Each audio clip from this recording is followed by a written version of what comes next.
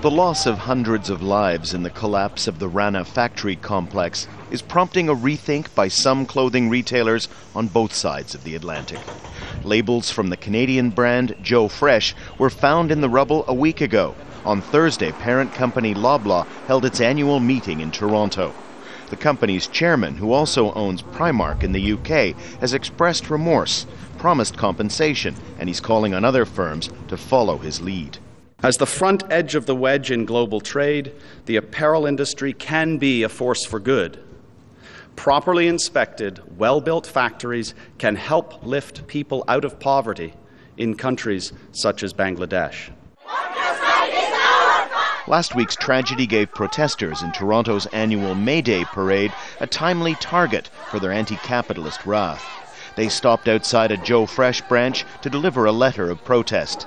Activists from Bangladesh told the crowd that condolences and compensation weren't nearly enough.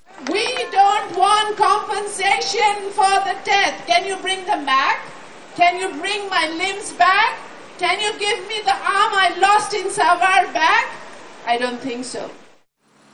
Consumers in North America and Europe are used to buying cheap, stylish clothing in abundance.